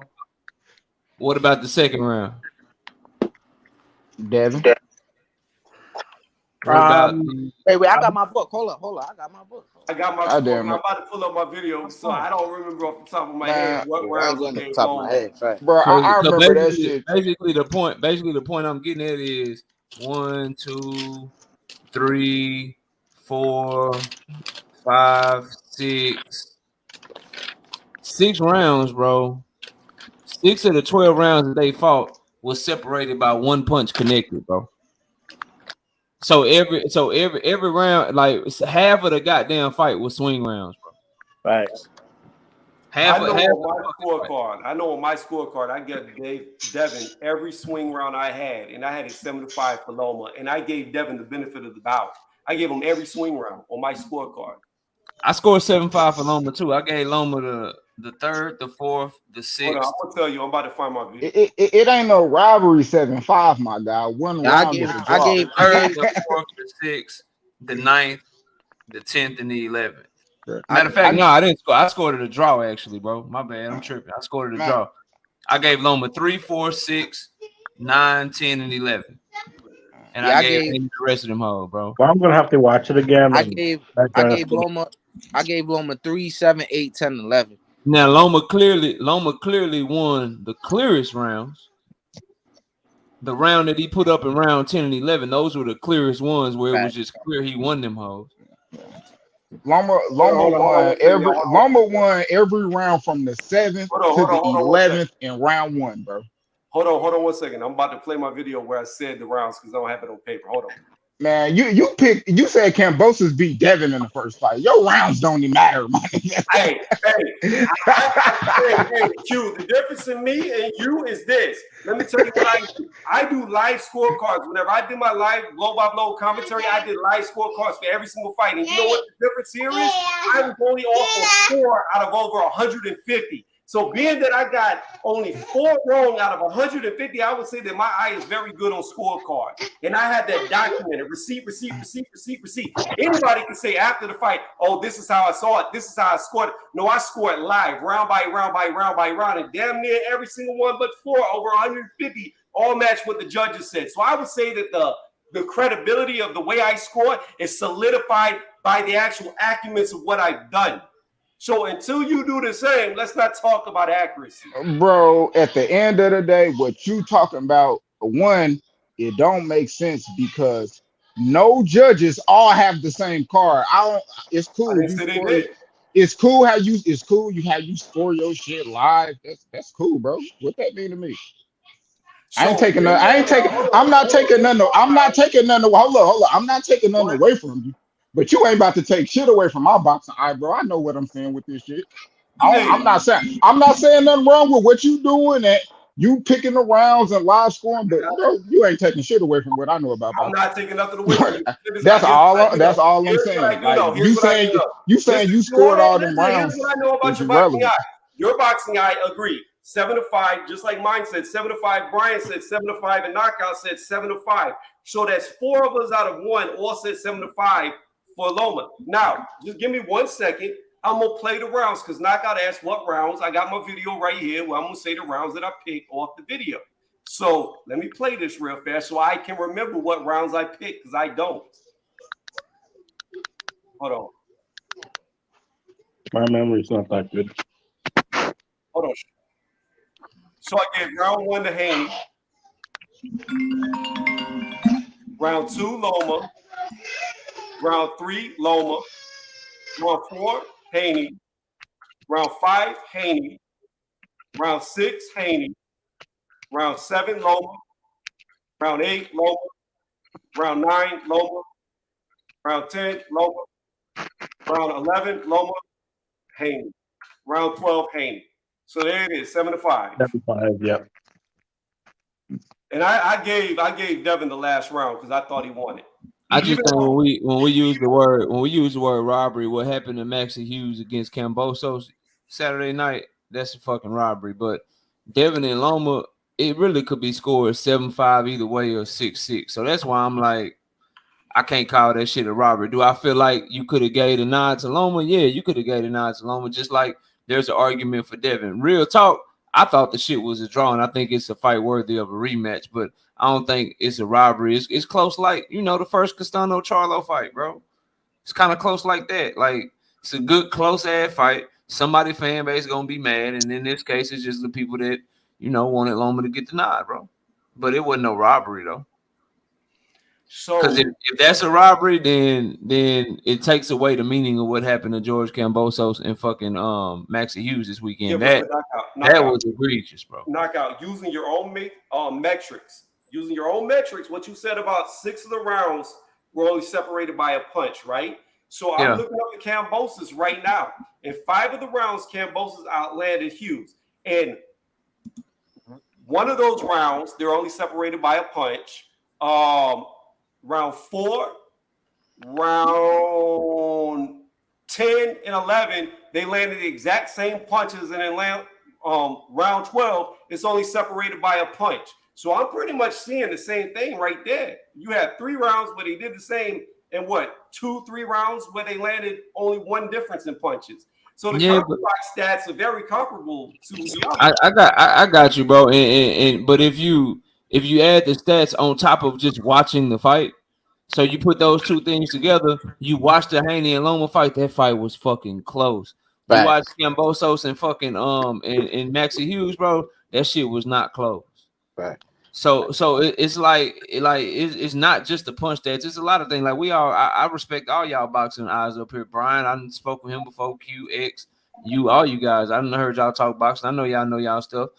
So it's not just the punch stats, bro. It's also, if you look at the fight with Haney and Loma versus looking at that fight with Maxie Hughes and Kambosos. Maxie Hughes had Kambosos looking stupid out there, bro. Yeah. You're talking about also impact as well, right? And that goes punches impact, right? That goes a long way with judges, right? Hold on, there's a lot of comments I've missed. What's going on, Blood Boxing? Yo, what up, Blood? How you doing, bro? Heyman sent Fulton over to secure to Fusion. What? I don't even understand that comment. What's going on, Gertz? How you doing? Hi, Box said, hey, can somebody tell me how many hours left before the fight begins? So they said that the fight should begin around 8 a.m. Eastern Standard Time tomorrow. So that would be what? 13 and a half hours, 13 and a half hours, something like that. Yeah. Yeah, that's like 10, 11, 12, 1, 2, 3. That's like 3 p.m. for me. That's perfect for me. Yeah, you lucky. I had to take off work just to watch the goddamn fight. Yeah, wow. Yeah, I got tomorrow off. But I'm gonna wake up, watch that damn fight, and go right back to sleep. So hold on, while I got you here, Knockout and Q, let's go back to what this was originally about and get off Devin real fast. How do y'all see this fight going? Who do y'all have winning? On Fulton and Fulton and Inoue, man, I got Monster getting them, bro. I think a lot of people in the American boxing community don't really watch guys that fight at the weight classes Monster and Inoue fights at. And I actually called Q behind the scenes last night to talk to him about it. But my thing with this shit, bro, I think Monster Inoue, he very fast, bro. I love the jab that he uses. I love his check hook, his catch and shoot hook game, and the things that I think Stephen Fulton has to do to win this fight: keep his distance, work off his jab, use good lateral movement. I don't think those things are gonna favor the judges, and I don't think Stephen Fulton is like that. He got a lot of dog in him, and he'll engage Monster. So, looking at him trying to be a little bit more aggressive, I think a lot of people are underestimating the explosiveness of Monster. They're underestimating how good his timing is. And Cool Boy Steph been at that weight class for a long ass time. It's a big ass 122-pounder dude. Really got the dimensions of a lightweight. Homie 5'7" with a 70-inch reach. He been making 122 since 2014, bro. So I think that's why you start to see him gas a little bit and shit. And Monster's not somebody you can play with or you can gas out on, bro. So and then it's over in Japan too, bro. And I think it's a toss-up fight anyway. But this is where Monster win, lose, or draw. I think a lot of people that's real disrespectful of him, real dismissive of him, he gonna earn their respect, and it's gonna be behind coming in and out with that nice jab that he got. And I think Cool Boy gonna try to throw a right hand or something like that, and Monster gonna check off that bitch. He gonna catch that bitch and fire off one of them nasty left hooks, and it's gonna be all she wrote. Plus, his body work is underrated too, so I think he'll go to the body early in the fight to slow Cool Boy Step down and make him have to stand and fight with him. And if they gonna stand and fight with each other, give me the guy that's explosive, give me the guy with more power, the guy that can end your shit with one punch. So I think Monster, long story short, bro, I can see him winning by decision or by knockout. I can only see Cool Boy winning by decision.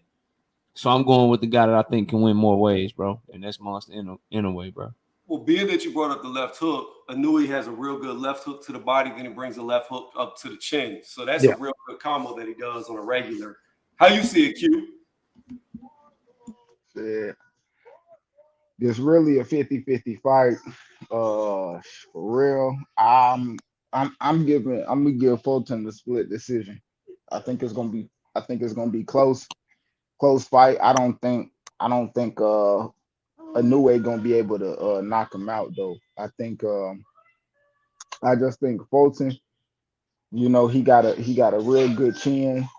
I edge him, like, y'all was speaking about the left hand, but I'm gonna give Fulton the edge with the jab, having a better jab, better inside. So like the physicality, so it'll be like a new way pressure versus how physical Inoue gonna get with him.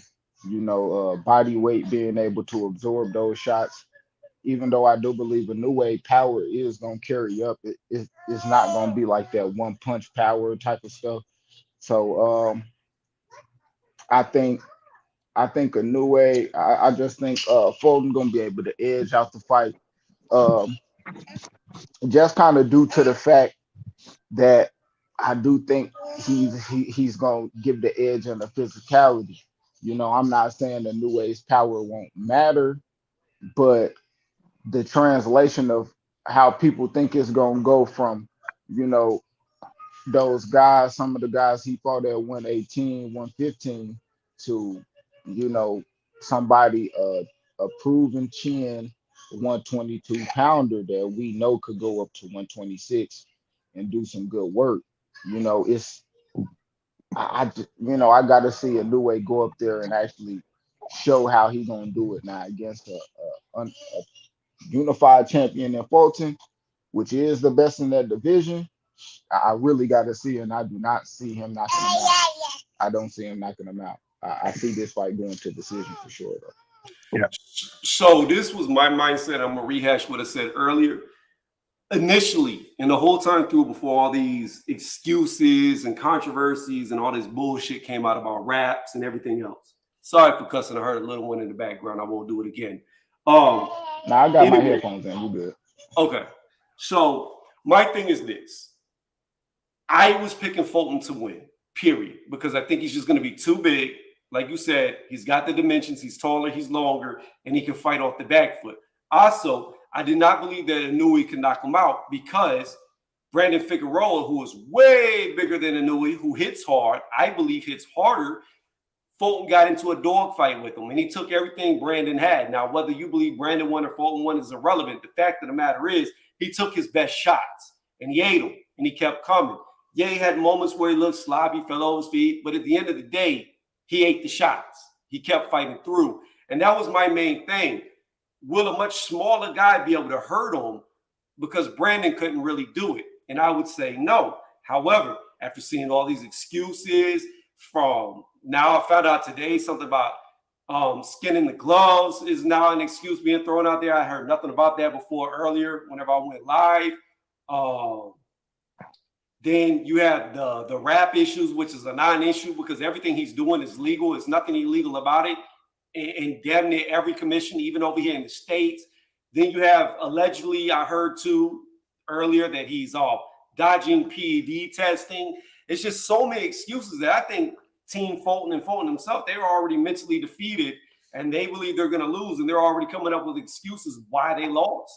And that's not a good look to me. If you're already beat mentally, you're not gonna win. You're not gonna win. And that's why I changed my pick. I think Fulton should win. I think Fulton has the dimensions to win, the skills to win. I mean, people forget he beat 4 undefeated fighters in a row.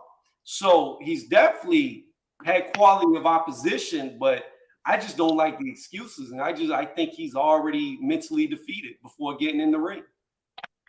So you can't win. I don't think he can win. Yeah. Yeah, I got Fulton. Or I got Inoue. Sorry. I think Inoue puts pressure on him.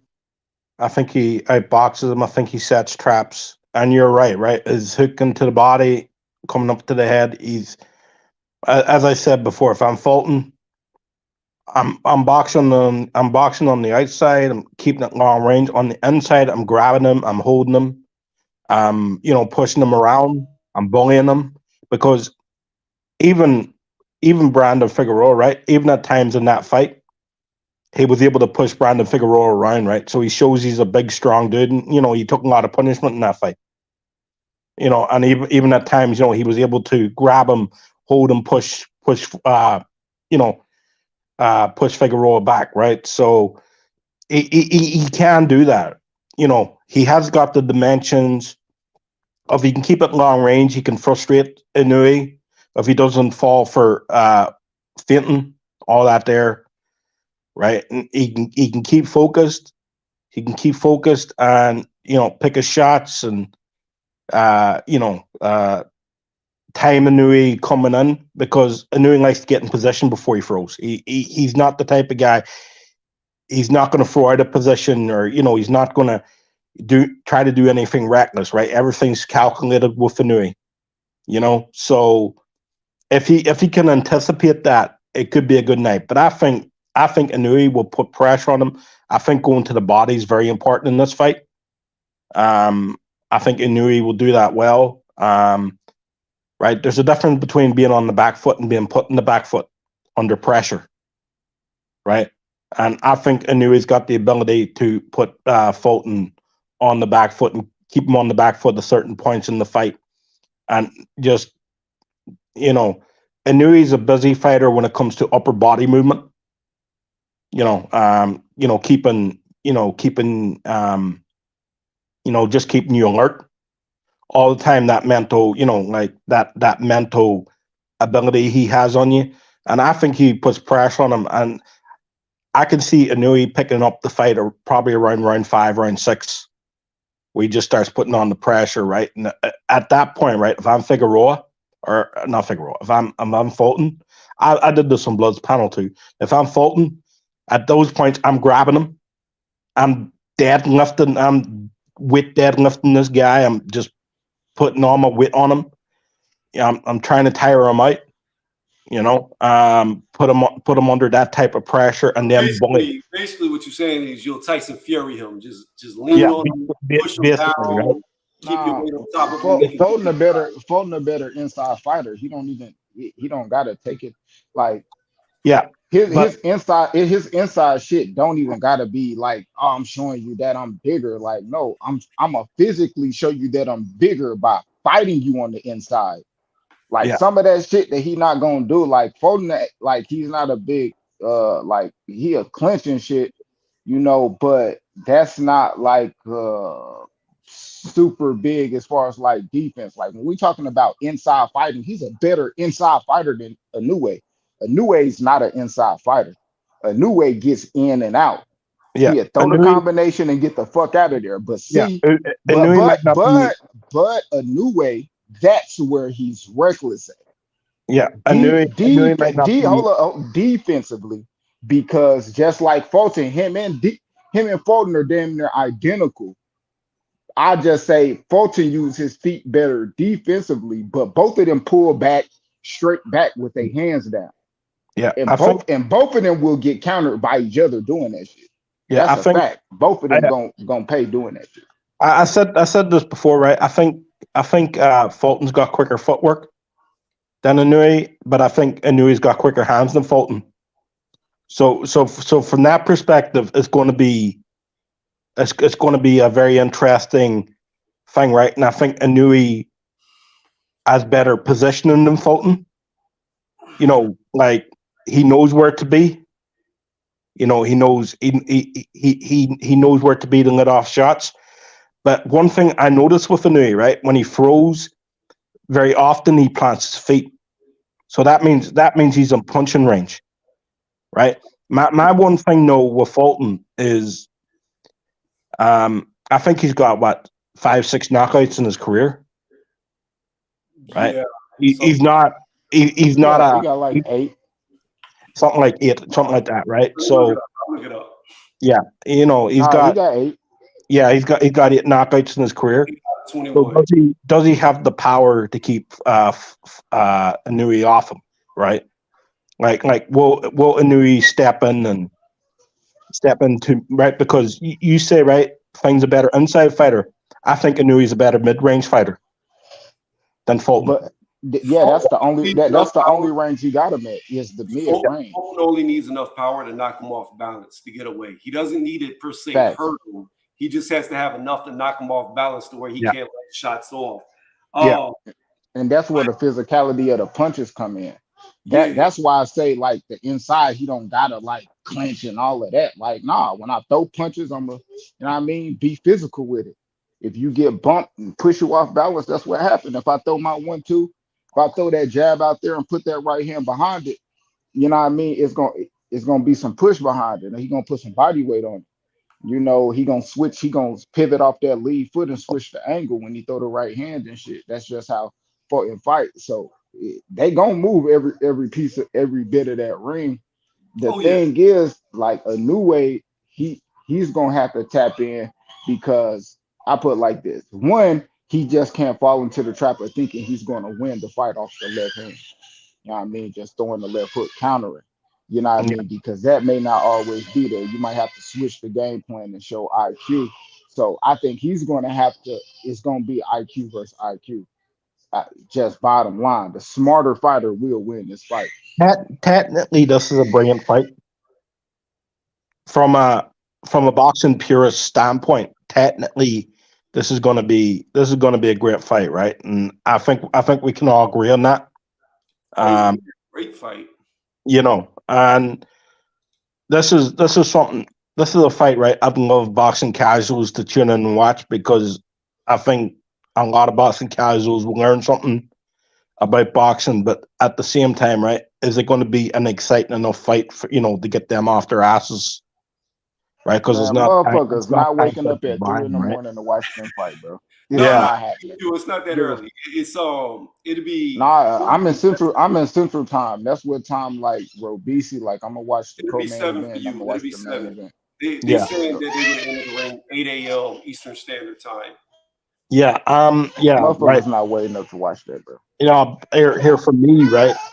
for me, right, every weekend I stay up to 5, 6 a.m. every Saturday night watching American boxing. So, yeah, welcome to my life. I'm gonna watch it, but I'm gonna go to sleep and wake up and see it. Like, Yeah, I got time to sleep and wake up. I usually watch the undercard and all that there, you know. So, yeah, I watch the undercard and all that there. Sometimes I watch the prelims if there's any on, you know. So yeah, I'm probably gonna miss all those and just catch the main event. I'm gonna try to wake up around like well, 7.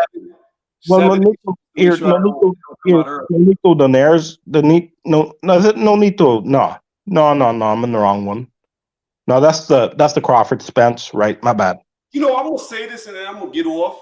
No, I'm not gonna say. I'm gonna keep it to myself about Nonito Donaire. I'm gonna keep it to myself because I didn't hear Donaire saying it, so I'm not going to throw shade at him because it didn't come out of his mouth. But I'll leave it alone about this fight and Donaire because, like I said, I didn't hear him say anything, so I just leave that alone. But I'm about to end the live stream here.